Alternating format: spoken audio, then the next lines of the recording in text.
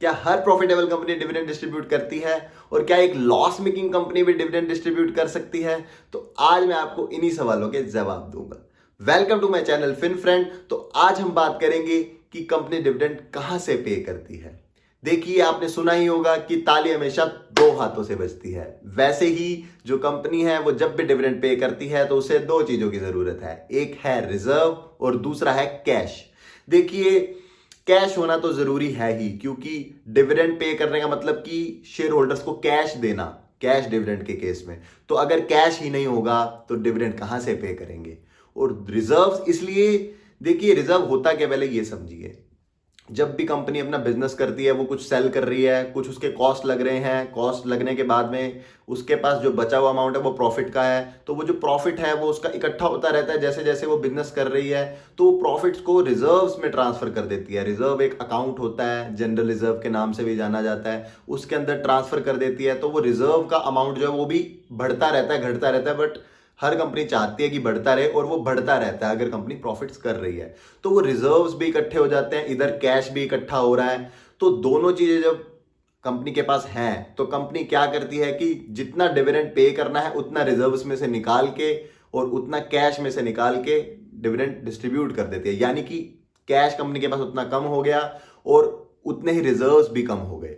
तो देखिए, ये तरीका है डिविडेंड पे करने का। और अगर कंपनी के पास दोनों में से किसी भी चीज की कमी है, कोई चीज अगर नहीं है कंपनी के पास, मान लीजिए कंपनी के पास कैश नहीं है, रिजर्व्स पड़े हैं, तो कंपनी डिविडेंड डिस्ट्रीब्यूट नहीं कर पाएगी।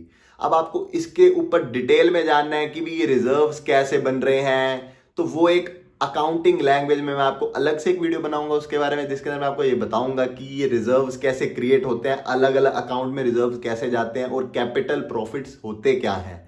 लेकिन मैंने आपको मेजरली इस वीडियो में ये बताया कि डिविडेंड जो है वो जरूरी नहीं है कि जो प्रॉफिटेबल कंपनी होगी वो ही पे करेगी, क्योंकि मैंने आपको बताया कि दो चीजें चाहिए। मान लीजिए कि प्रॉफिटेबल कंपनी जो है उसके पास रिजर्व्स तो है लेकिन कैश नहीं है। वो किस केस में हो सकता है कि कंपनी जो है वो प्रॉफिट्स तो कर रही है लेकिन कैश नहीं आ रहा है। वो इस केस में हो सकता है कि कंपनी जो है वो ऐसी अकाउंटिंग प्रैक्टिसेस कर रही है या ऐसे तरीके से सेल्स कर रही है जहां पे वो प्रॉफिट्स रिकॉर्ड कर रही है, मतलब कुछ उधार बेच रही है।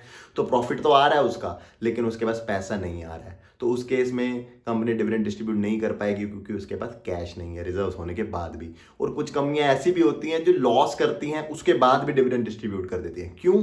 क्योंकि उनके पास कैश पड़ा होता है और उन्होंने करंटली लॉस किया होता है, लेकिन पुराने अगर ट्रैक रिकॉर्ड देखते हैं उन कंपनीज के, तो वो कंपनीज प्रॉफिटेबल होती हैं, जिसकी वजह से जो उन्होंने रिजर्व्स इकट्ठे किए होते हैं, वो रिजर्व्स जो हैं उनके पास बैलेंसेस होते हैं, पड़े हुए होते हैं बैलेंसेस।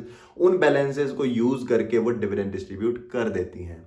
तो ये जरूरी नहीं है कि एक loss making company dividend distribute ना कर पाए, ये जरूरी नहीं है।